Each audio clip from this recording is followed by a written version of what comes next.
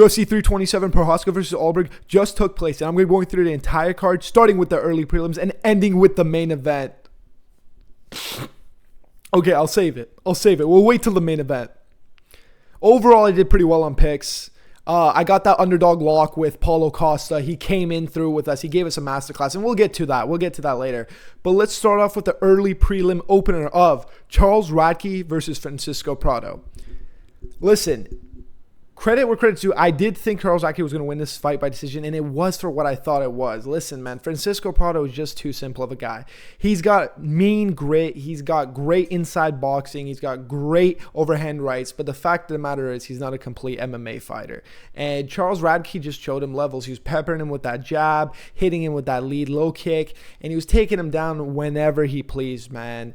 It was a good little scrap, but in third round, or I think in round 3, dude, Francisco Prado just straight up stuck his finger in Charles Radtke's eye. Like, it was so blatant, it was so obvious, and the ref automatically deducted a point. And there was even also a moment where Charles Radtke had a sub on Francisco Prado. He had a real tight guillotine on him, or I think it might have been a Darce choke. And I gotta say, dude, I saw a fucking tap, but I guess the ref didn't see it, and Francisco Prado managed to make his way out of there. But you know, it was a pretty good scrap to start off the card, man. You can even see it in the striking numbers, 121 to 41. Radtke was just all over him in this fight, and Francisco Prado had no response. And Radtke did his signature post-fight speech, and you might have to look that up. I can't say it out here on YouTube, but good win for Charles Radtke. Good win. Moving up the card, we have Kevin Gastelum versus Vicente Luque. Okay, listen. I leaned Kevin Gastelum, but thank fucking God the fight came out the way it did. Listen, this blob, Kevin Gastelum's past his age, but Vicente Luque, man, he looked great. Kevin Gastelum was pressuring him from the start of the bell, and he was doing really well in the pressure, but he couldn't really tee off on him. He was much faster than Luque, but Luque was picking his shots, and at one point against the cage, dude, Luque hit him with a mean left hook, which dropped Gastelum. He fell backwards on his ass, and as he was trying to get up, he fell on his knees into like a, I wouldn't say fetal position, but you know, all his hands on the ground, like he's praying. And Vicente Luque hopped on him, man. Like, I can't believe Kevin Gastelum would go into that position, because when a guy like Vicente Luque closes out range and gets you in that position, he's locking up that Darce. That's what he's known for. And he spun Gastelum like a fucking fiddle. He tied it up, got a tied in Darce, and Kevin Gastelum tapped in round 1. Great win for Vicente Luque. I'm excited to see him in the middleweight division. I think that this is going to like revamp his career a little bit, because he has gone up in age. But dude, holy shit, Gregory Robocop Rodriguez was in his corner, and guys, oh my God, it was David versus Goliath, dude. I can't believe they're in the same weight division. He looked like he was 2 feet bigger than him. He looked like he had 200 pounds on him, dude. This guy's a fucking Goliath. I don't know if that says how Vicente Luque is going to look to other middleweights, but dude, Robocop's a monster. Anyways, great win for Vicente Luque. He won by first round submission. Moving up the card, we have Chris Pereira versus Marquil Medros. Listen, this fight was ruled a draw, which I think was completely bullshit. I can't believe 2 of the judges unanimously gave Medros the first round and the second, and tied the third, so it became majority draw. I couldn't believe it. Even the broadcast the whole time was just like, what? I think that Chris Padilla unanimously won the first round. If we look at here at these numbers, it was 44 to 28. Padilla was on the front foot the entire time. Medros was fighting off his back foot, and he had nothing at range. Padilla was throwing low kicks. They were weird, choppy low kicks, but kind of like an Alex Pereira-esque low kick. He was throwing low kicks. He was engaging in the clinch and throwing elbows. Marquil did hit him with a good elbow at the end of the round, which split Padilla open, but he really didn't do much, if I'm being honest with you. Padilla, this entire fight, put Medros on the back foot, and on pure optics alone, Medros did not look that great. And in the third round, bro, Medros hit the balls, Medros did an eye poke, and he got a point deducted, and I couldn't believe that they gave this fight to Medros. I think that it was complete foolery, and I think Chris Padilla got fucked, because not only does he lose his win bonus, he also had to give up 20% of his purse, because he did miss weight in this fight. And yeah, somehow this keeps Medeiros' record intact, but I don't know. I think Chris Padilla had him for, I could score rounds 1 and 3 for him easy. Round 2, I think Medeiros, you can make an argument for him, but even then I expect something like round 2 to be a split decision. You know what I mean? Like, it was ridiculous how the judges scored this fight, and it became a draw. But I did pick Padilla in this fight, but I don't know. I personally think he won that fight, if I'm being honest with you. Now, let's go to the prelims. The prelims opener of Tatiana Suarez and Lupita Godinez. Okay, listen. Good win from Tatiana Suarez, but we got to talk about the first round. Lupi was reversing some of the takedowns. Lupi was piecing her up on the feet, man. But credit where credit's due. When round 2 began, Tatiana came out like a bat out of hell, took her down, and became the first woman to finish Lupi Godinez. Now, I don't know how far Tatiana's going to go in this division, if I'm being honest with you. I don't rate her at all, especially in her fight against Zhang Weili. Other than her wrestling, if she can't get it off, she's going to get pieced up. And even her wrestling is not that great when she was able to get reversed a couple times in the first round by Lupi. You know, the strikes are 56-25, but the context matters. It was all on the ground in the second round. Like in the first round, let me look at the first round. The first round, it was all in the first, 50-23. In the second, she just came out and just subbed her. She just took her down, subbed her, and that was that. That's all she wrote. Good win for Tatiana Suarez. Oh, my God. Moving up the card, we have Esteban Ribovics versus Mateusz Gamrot. Okay, listen. Before I even talk about the fact that I picked Mateusz Ribovics as my lock of the week, great win for Gamrot. He looked like the Gamrot of old. He made Charles Oliveira's win over him look extremely impressive. Gamrot looked great this fight. On the feet, he looked a little bit lost, and he was peppering that jab, but, dude, he was taking down Ribovics at will. And he got to the second round.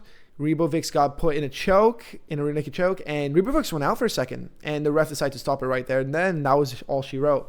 Now, I picked Ribovics because he boasts a 70% takedown defense, and he's very dynamic on the feet, and he has relentless cardio, and he forces a dogfight, but I don't know what he was doing in this fight. I understand that his whole thing is pressure and craziness and whatnot, but I felt like there was no method to his madness, if I had to put it in a way.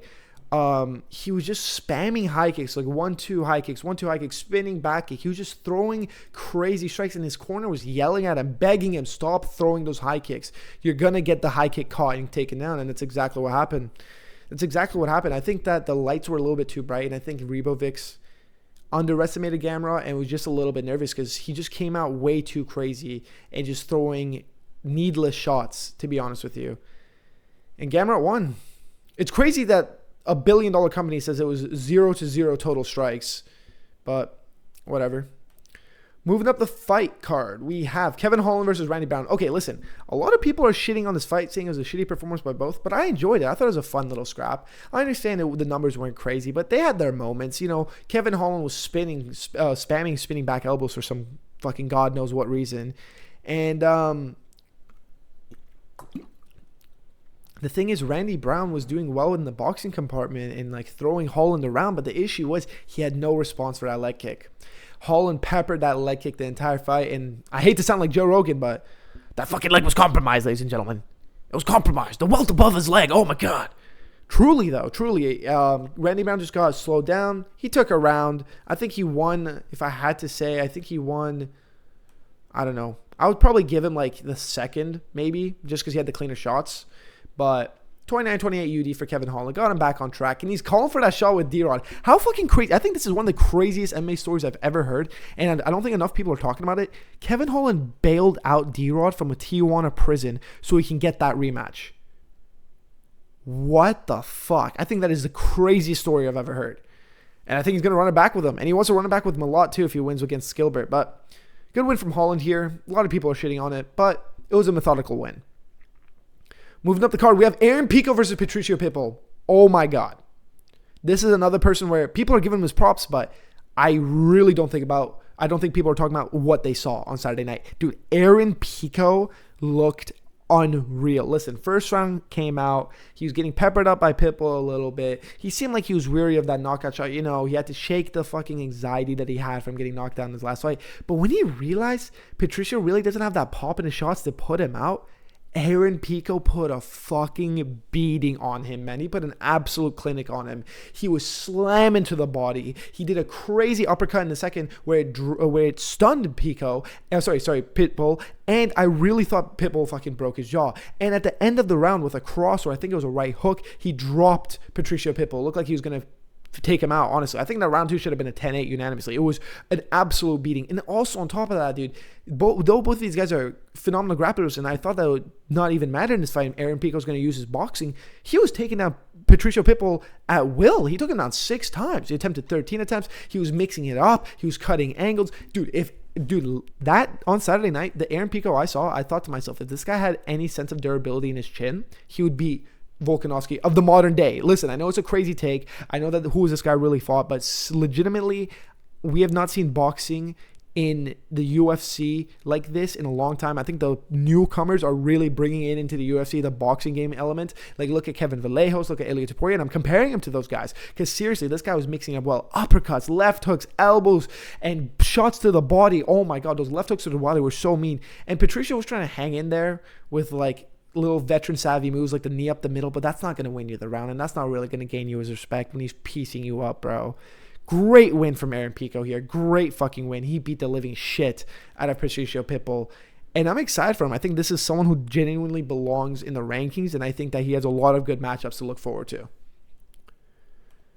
Moving up the card, we have the main event opener of Cub Swanson versus Nate Landwehr. What a beautiful retirement. This is an end of an era. Dude, Cub Swanson has been in the UFC technically for 19 years. This is the last guy from the WEC. Let me drop some fucking ball knowledge on here. The WEC was another promotion that basically was the lower weight classes. And the reason the UFC bought them out was so they could incorporate them in. You know, bantam to feather to lightweight was all WEC. And Cub Swanson is one of the OGest of OG guys. And he had a fucking performance, man. Listen, Nate Landwehr, he looked geriatric in this fight. But, dude, the only times Nate Landwehr ever has success is always against young bucks. Like, if you look at the Charrier fight, even though he got knocked out, he was having success because he's a slow starter, and you piece him up. As soon as you get tired and you guys are both in hell, Nate Landwehr has got more than you, bro. And he starts to, like, get his engine running. But in this fight, he could not get his engine running. 40-15 on total strikes. 37 of those being SIGs. Dude, Cub Swanson, he looked like he could put a beating on some of these young bucks, man. He looked unreal in this fight. He dropped Nate 2 times. He dropped him the first time. He tried to get that finish. He couldn't get that finish. They brought it back up. He was ripping to the body. He was kicking in the head. He was beating the shit out of Nate Landwehr. This is unprofessional, boys. I'm getting a fucking call here. I'm going to hang it up because I got to talk about Cub Swanson here. Give me a second. All right, so I'm back from my phone call. Stupid fucking phone call. Back to it, man. Cub Swanson was all over Nate Landwehr here in this fight. I got to be honest with you, dude. Cub Swanson was beating the shit out of Nate Landwehr here. And in the end, what happened was Cub Swanson ripped to the body, went up top, dropped Nate Landwehr bad, stood over him like a fucking G. Like a fucking G. And Herb decided to call the fight right there and then. And a lot of people call it early stoppage, but dude, context matters. Dude, Nate Landwehr started like wrestling the ref, and when he got up, he was like, what? Like, he was out of it. He was out of that fight. Cub Swanson got a beautiful retirement, beautiful video. And dying breed, man. And this is one of the last OGs, dude. When Cub Swanson started his professional MMA career, Raul Rosas Jr. wasn't even born. I wasn't even born. What a G. This guy's been putting on kids for... Whoa, pause. This guy's been putting it on and been fighting at the best and the highest level for the longest time. And I love to see the retirement that he got. Rode off into the sunset. Surprised he didn't get a performance finish. He gave him 25. Maybe they gave him something behind the scenes, but great finish by Cub Swanson. Moving up the card, we have Johnny Walker versus Dominic Reyes. All right, bro. I'm not even going to talk too much about this fight because I'm pressed. This was one of those fights where you told all the casuals that have not watched UFC, watch out for this fight. Someone's going out. We're about to see some crazy shit. And this ended up being like a glorified sparring match. Let's talk about what happened. So Dominic Reyes got the nod for a split decision. I personally scored it for Walker, but it was so lackluster. It was so dog shit that I literally did not care who they scored it for. It was a glorified sparring match, and I felt like in total it was legitimately a battle of low kicks and a battle of like body kicks. And even then, they were not throwing that many body kicks. Right off the bell, Dominic Reyes was trying to establish the boxing game because that is what Dominic Reyes does, get the center of the octagon and whatnot. But Johnny Walker seemed like he was very cautious. He knew the power that Dominic possessed. He did not want to get knocked out. So what he did is he started investing in the low kick, and he low kicked him for the entirety of the first round. And Dominic, sure, you could say he had more activity in terms of trying to throw things, but the things were not landing. Johnny was just landing that low kick, and it obviously was compromising Dominic Reyes' leg. He had to switch stance immediately. And then round 2 begins. And when round 2 starts, I'm like, okay, now it's time for Johnny to turn it into second gear because he's compromised that leg. Now he can start going up top, maybe even mix in a high kick because he's so worried about the low kick. But he doesn't. He doesn't do that. And Dominic Reyes comes out in the second round like a freight train and starts to like hit him up for like the first minute, like going like trying to hit him and just being like, fuck your low kicks. I'm gonna be so close to you, you're not gonna be able to land a low kick. You know what I mean? But in the end, he just gave up on that. Johnny Walker went back to the leg kicks. Dominic Reyes then started establishing his own leg kick. Then we go to round 3. They throw a couple body kicks. Dominic Reyes just, I would say, chopped at Johnny Walker's leg more because Johnny Walker threw more kicks. Let me look at the numbers here. Yeah, no, actually, they gave it 15-12. I would say Johnny Walker, in my personal opinion, landed more kicks. But when Dominic Reyes was landing, it seemed like it was just doing a lot more impact. And they gave him the nod. They didn't even give him a post-fight speech because this fight was so terrible. So, I don't know. That's that. Neither of these guys are getting a title shot anytime soon. Terrible performance by both of them. Oh, my fucking God. We go to a feature fight of the night. Josh Huckett versus Curtis Blades. Best fight of all time. Best fight of all time. I sat here and I really thought about it. This was legitimately the best fight of all time. Best fight I've ever seen. Listen, man. Josh Huckett has beyond earned a fan out of me, okay? Josh Huckett, I love this person. I thought he was funny. I started to fall in love with him. Whoa, pause. I started to like him when they were at the post-fight, what's it called? The conference, and he was saying funny lines and whatnot. He was being pretty creative.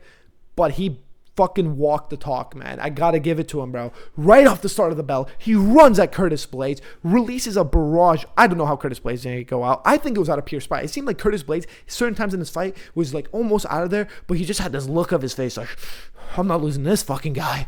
I'm not losing to this fucking guy. Because Josh Huckett fucking released a barrage of shots on him. And you got to keep in mind, Curtis has 30 pounds on this fucking guy.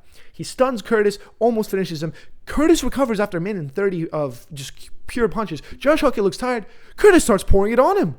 Curtis starts peppering him. 1-1-2, 1-1-2, 1-1-2. Leg kick, 1-1-2. Boom, hook. And you thought he was going out. Oh, dude, from start to finish, this is why I think it's the best fight of all time. From start to finish, there's not a single time where we had a stall in action. Where most of these heavyweight blobs have a crazy first round. The second, third round, they hug up against the cage. Dude, at all times you thought he was going to get finished. I thought Huckett was going out. Then Huckett, as he's going out, boom, lands heavy on Curtis. Ends off the round. I would say I would give the first to Curtis. Crazy, because I think Curtis took over the first because Huckett was so exhausted. He was not throwing anything back, and he was not even doing great in the defense. Curtis was not throwing any heavy hooks and whatnot, no uppercuts, but he was peppering that jab in the two. Stunned Huckett, almost finished him. And then they go back. Round two begins, and I thought to myself, there's no way they're going to match this pace. I wish they had the numbers up. It's unbelievable they don't have the numbers up, but I think it was like 65-35 in the second round. Dude, Huckett comes out, bang, bang, bang, bang, bang, bang, bang, bang, releases a 6-punch barrage. But this is the thing about Huckett. Huckett was so gassed that he would then wait. Then Curtis would take over the fight. 1-1-2, 1-1-2. Start peppering him with the jab. Starts throwing out that leg kick, trying to take advantage of the fact that Huckett's gassed. And Huckett would just take shots and not even throw anything back in response. No counters and something. But then 30-second burst of another crazy, fast, rapid speed, mixed up barrage, just pouring it on Curtis, back and forth, back and forth, back and forth. We go to the third round, same thing. Curtis was doing more for longevity-wise, and Huckett was just absorbing these shots, but then there would come this 30 seconds where Huckett would probably release 15 punches at a time. And I couldn't believe Curtis was not going out. Credit to him. He broke his nose. He broke his orbital bone. He was a dog. He just had this look at his face like, fuck this guy, fuck this guy. And Huckett, when he was almost getting finished, was just like, I'm not losing, I'm not losing. It was unbelievable. They gave Huckett 200K. They gave both of them 100K. I hope they gave him more than that. That was unbelievable. Fight of the year contender. And Hockett's now fighting at the White House card against Derek Lewis. Dude, holy shit. Like CTE speed run because both of them went to the hospital that night. Insanity. What a great fight. Now, moving on to the co-main event of the evening. Lazy MMA, lazy analysis, serious fucking results, baby. Everyone was clowning on me for picking Paulo Costa. But he did exactly what I wanted him to do. Exactly what I wanted him to do. It was beautiful. It was the Paulo Costa of old. Listen, man, as talented as skilled Mirzakhanov is, he's still a fat old man. He's 40 years old and has the body of Kevin Gastelum at light heavyweight, dude. And he's short. Like, what are we doing here? And Paulo Costa did exactly what I wanted him to do. He was slamming that body kick. He was slamming it. And he threw an elbow that cut up Mirzakhanov in the second. We go off to the third. And fucking Paulo Costa in the third is just pouring it on him. He's been landing body kicks all day. Mirzakhanov slowed down. Mirzakhanov looks gassed. He looks and he's in so much pain. He's so worried about that body. He's lowering his guard. Fucking Paulo Costa slams a high kick into his fucking head. Slams a high kick. He didn't like that. He covers up so hard. But Paulo Costa's relentless. He could tell he has him hurt. Paulo Costa slams 5 more leg kicks into his fucking arm. And I immediately stand up and I tell my friends, his arm is broken. And they're like, no, what? Paulo Costa throws a 6th high kick in a row and just Mirzakhanov drops. His arm is shattered. He's in excruciating pain. He's cut up. He's bleeding. His body's destroyed. Paulo Costa made a statement here, ladies and gentlemen. He really showed off lighter man's skill. I was a little bit worried about his cardio because he looked a little bit slower in the second round, but in the third round, he came out wanting to win. I think you could have... I edged it 3-0. I think it was 3-0. But some of my friends were saying second round could have gone to Azmat, so it could have been 1-1. But Paulo was determined to win this fight. And he truly made a statement in the light heavyweight division. And I'm going to tell you something crazy, but we're going to wait till the main event. I got to save it. Because I got a crazy theory in mind. Anyways, Paulo Costa wins by KO in the third round. Phenomenal win by Paulo Costa. It really looked like the vintage Paulo Costa in this fight. Moving up the card... Yuri Prochazka versus Carlos Ulberg. Man, why is Yuri so retarded? Okay, let me tell you what happened. Fight begins. Yuri's looking, in my opinion, extra springier than usual. I think there was a lot of pressure built up, fight week, regaining his belts. He's having a kid because he looks way springier than usual. Usually he looks that springy in the third, but he came out really crazy.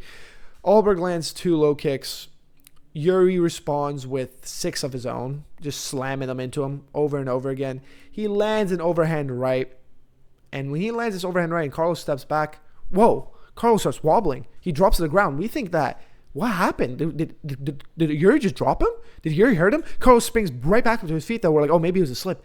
But he's still walking like he's wobbled. He's still all over the place. He fucking popped his knee. He tore his ACL. Oh, my God. The gods have stepped in. Yuri Prochazka is destined to become champ. Yuri Prochazka is destined to bring the belt to his daughter. Yuri Prochazka is destined to re-cement his legacy as a light heavyweight future, greatest of all time. Because people are like, oh, he beat some of the best competition. But what does Yuri do? Yuri, in his retardation, acknowledges. He goes, what? Yeah? He acknowledges that his ACL got torn. And he just had the look of not on my... He's like, not like this, not like this. He's grunting, going like, pointing down, being like, let's stay stationary and swing back and forth. And whoever wins, like, samurai honor code. Like, I'm going to win with honor. I don't even know what it was. I think his pride got to him. I think he realized that the ACL tore and he's like, I don't want to win like this. And he just thought he was better than Ulberg. I don't know what it is. And he just... All he needed to do, man, was just... keep slamming that low kick, maybe throw out a jab, maybe throw out a body kick, and Carlos wouldn't have got up off the stool, man. It was so obvious Carlos was in excruciating pain. His mobility was done for. He literally could not move side to side. And all Yuri needs to do is, even if Yuri didn't want to knock him out or couldn't knock him out, all he needs to do is just get him to the stool. That's all I need to do. But what does he do? Fucking runs right into that right hand. Or it might have been his left hook. It runs right into his left hook. He just bursts in, hands down, like a fucking mongoloid, gets dropped, tries to wake up for a second, tries to go to the leg and move his head. Ulberg starts teeing off on him, lands vicious ground and pound, and absolutely knocks out Yuri Prochazka. I think this is the worst knockout I've seen of Yuri Prochazka, of him getting knocked out. In the Alex fights, he's somewhat still there. He's still standing. He's wobbled and he's out of it, but in this one, he went fully unconscious, fully limp. And bro, that post-fight press speech by Yuri Prochazka was so sad. Even he knew that was the stupidest thing ever. You're in a fist fight, man. You think Carlos is going to have any form of honor or respect for you if that was you in his position? You're better than this guy. You had Carlos against the cage the entire fight, even prior to the ACL tear. You had pressure. You had range. You had leg kicks. You had everything, and you just threw it away. And Yuri Prochazka lost, and Carlos Ulberg is now the fucking champ. But now this is what I want to talk about.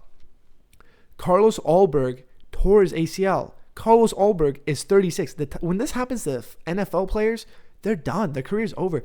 Carlos Ulberg is projected to be out, not even from training, just to be literally immobile for a year. Before this guy can get back to training and getting back to physio and moving his leg and putting in pressure on it by leg kicks or by throwing kicks and training and whatever, or even moving around or putting weight on it, he has to wait a year. It's almost a sure thing where I think that there's going to be an interim fight. I don't think it's going to be announced anytime soon because they can't say it because they're going to have to wait until it's a bad look, maybe around the 8 months mark. But you're going to have to make an interim fight. And I think that this is the end of Carlos's career. And I'll explain it to you, dude. I don't know if you'll ever return the same. I don't know. And I believe that he already had deficiencies against pressure style strikers, but now with his mobility going to be restricted, is he ever going to be the same to move around? And if a guy like Magomed Ankalaev has you against the cage and he's throwing crosses, he's going to land down the pipe because you're not as fast anymore. You're not as slick anymore. You're not as mobile. You're not as fluid. And I think that this was the best and worst thing that's ever happened to Carlos Ulberg. And now let's get to who they're going to give the interim fight to. Listen, if you look at the top 7 of the light heavyweight rankings, everyone is coming off a loss, and almost everyone's coming off a TKO loss or a KO loss. Magomed, Khalil, who's that other motherfucker? Rakic, Azamat just lost. Literally every single person is coming off a loss. But who isn't? Paulo Costa. Dude, Dana White kept saying 16-0, 16-0. That was crazy. He came into a brand new weight division to an undefeated guy, to a knockout artist, finished him. It's kind of a sure thing. He's marketable. He gained a reputation, phenomenal finish, phenomenal performance. But who do you give him? Who can you match up with Paulo Costa that's going to be justified, that's not coming off a loss, that could also be an entertaining matchup? Hear me out. Bogdan Guskov. Bogdan Guskov is fighting Jan Blachowicz, number 5. They're having a rematch because they drew the first time. If Bogdan Guskov can come out there and do a phenomenal performance or finish Jan Blachowicz, dude, he's in the top 5. He has a bunch of finishes. The hitman. He's marketable if he puts in any effort. And it would be a great striker versus striker mirror matchup. And it would be a light heavy, and he's kind of like a light heavyweight Paulo Costa. And even though Paulo Costa is now a light heavyweight, I think it would be a phenomenal fight. I think it would be one that would sell out, and you can do that in like Uzbekistan. You know, you want to keep exploring out to these other countries. Why don't you? And then winner of that can fight Ulberg, and it would be fucking phenomenal matchup with Ulberg. Another striker, another kickboxer. It would be phenomenal. And Yuri, guys, I'm sad to say, I don't know if he's done or I don't know what we're gonna do with him, if I'm being honest with you, but for the time being, bro, it seems like he's going to have a long road to get back to the title. I think he needs 3 fights, and I think he needs 3 wins in a row because last 3 years, he's had 3 opportunities, and he's let down every single one of them, and he got finished in every single one of them. I just think you just can't justify him getting another opportunity. I think the best thing for Yuri to be right now is to step back, enjoy the time he has with his brand new newborn daughter, come back, fight like a guy like Bogdan Guskov. I think he'd beat him, or fight a Khalil Roundtree again. I don't know, dude. The light heavyweights, everyone fought each other. Or fight even Azamat. You need to fight down now. I fight Azamat Murzakanov, get a finish, get another finish, and then at 35 years old, challenge for the belt again. Because that was terrible. And I think another thing is definitely health. And my heart is broken, dude. We got a fucking personality of a cardboard box as our light heavyweight champion. Anyways, that's been UFC 327 recapped. That has been Lazy MMA, Lazy Analysis, series results.